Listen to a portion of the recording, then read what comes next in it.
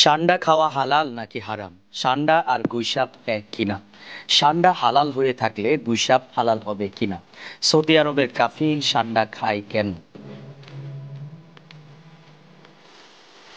আমার সাথে আমার হেলমেট পান্ডারা নাই, তাই মনের দুঃখে সান্ডা নিয়ে আছে। আমার সান্ডার তেল 100% বিশুদ্ধ। আমি আর মোদি সৌদি কফিল ইউনুসের কাছ থেকে সরাসরি জীবন্ত সান্ডা এনে এর থেকে তেল তৈরি করি। খালিদ ইবনে ওয়ালিদ রাদিয়াল্লাহু তাআলা আনহু উনি জিজ্ঞেস করলেন, ইয়া রাসূলুল্লাহ, গুইসাপ খাওয়া কি হারাম? হারামুন আদ-দাব্বু ইয়া রাসূলুল্লাহ। আপনি যে হাত সরিয়ে নিলেন, গুইসাপ খাওয়া কি হারাম? আর বললেন এটা কি হারাম? রাসূলের সামনে এই সান্ডা এই গোসাপ বা গহিসাপ বা এই সান্ডা এইকে রান্না করে পেশ করা হলো। আল্লাহ রাসূল বললেন, না, আমাকে ভালো লাগে না, এটা আমার অরুচি। তাই বলে তিনি হাত উঠিয়ে নিলেন। পাশে যারা ছিলেন তারা প্লেটটা টেনে নিয়ে খেতে লাগলেন আর বললেন, এটা কি হারাম? তখন আল্লাহ রাসূল বললেন, না, আমি হারাম বলি না, তবে আমার রুচিতে হয় না, আমি এটা খাবো না।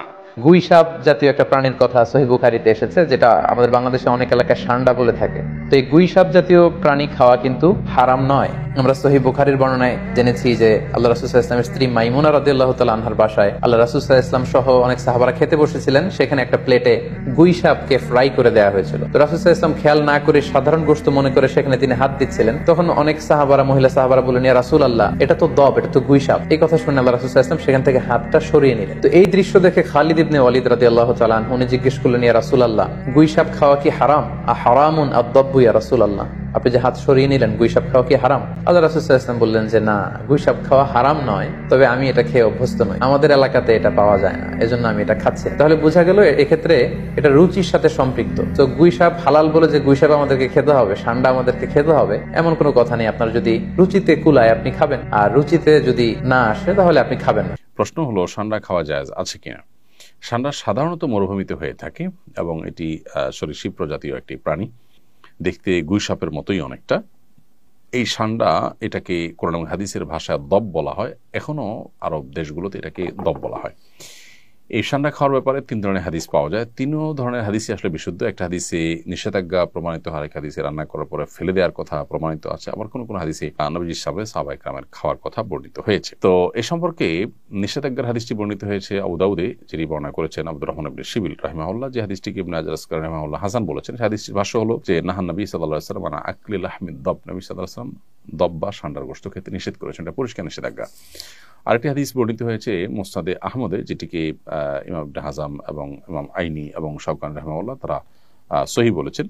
হাদিসটিতে নবী করিম সাল্লাল্লাহু আলাইহি সাল্লামের উপস্থিতিতে সাহাবায়ে কেরাম কোনো একটা জায়গায় গিয়ে সেখানে প্রচুর পরিমাণ দব দেখতে পেলেন। সেই দবগুলো তারা ধরে রান্না করেছেন। এরপর নবী করিম সাল্লাল্লাহু আলাইহি সাল্লাম বনী ইসরাঈলের একটি প্রাণী বিশেষ, যেটা আকৃতিকে বিকৃত করে দেওয়া হয়েছে শাস্তি স্বরূপ, সেটা হওয়ার আশঙ্কা নবী সাল্লাল্লাহু আলাইহি সাল্লাম করে সেটি ফেলে দিতে বললেন। সাহাবায়ে কেরাম সেটি ফেলে দিয়েছেন, পরে তারা আর খাননি। আরেকটি হাদিস বর্ণিত হয়েছে আব্দুল্লাহ ইবনে আব্বাস রাদিয়াল্লাহু তাআলা আনহু থেকে, সেটি সহিহ মুসলিমে বর্ণিত হয়েছে এবং সেখানেও দেখা যায় যে নবী করিম সাল্লাল্লাহু আলাইহি সাল্লামের সামনে সাহাবায়ে কেরাম খাবার খাচ্ছিলেন এবং সেখানে বিভিন্ন আইটেম ছিল, দব ছিল। তো অন্যরা খেয়েছেন, নবী সাল্লাল্লাহু আলাইহি ওয়াসাল্লাম সেটি খাননি, পরিহার করেছেন।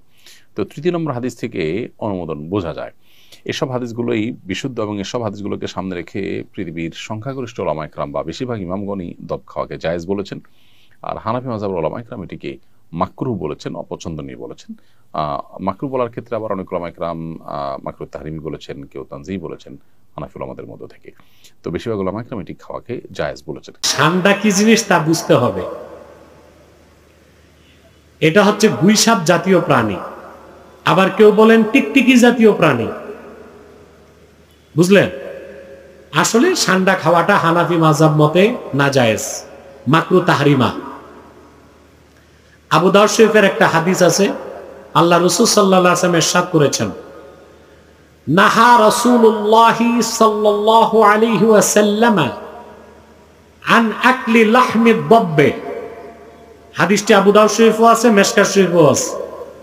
আল্লাহ রাসূল সাল্লাল্লাহু আলাইহি ওয়াসাল্লাম দব এর গোশত খেতে নিষেধ করছেন। এই দব ব্যাখ্যায় অনেকে লিখছেন গুইসাপ, অনেকে বলছেন ষান্ডা। কথা বুঝতে পারছেন? তা হানাফি মাযহাব মতে ষান্ডাটা কি বিজ্ঞানীরা বলতেছে টিকটিকি জাতীয় প্রাণী, আর দেখতে দেখা যায় অনেকটা গুইসাপের মতো। সর্বোপরি ওলামায়ে কেরাম হানাফিদের ফতোয়া এটাই, সান্ডা খাওয়া মাকরুহে তাহরিমা, যেহেতু হাদিস শরীফে নিষেধ এসেছে। আর একটা রওয়ায়াত আছে বুখারী শরীফে যে রাসূল করিম সাল্লাল্লাহু আলাইহি সাল্লামের সামনে সাহাবায়ে কেরাম খেয়েছিলেন, আল্লাহ রাসূল সাল্লাল্লাহু আলাইহি সাল্লাম ধরেন নাই, আবার সাহাবায়ে কেরামকে কঠোরভাবে নিষেধ করেন নাই।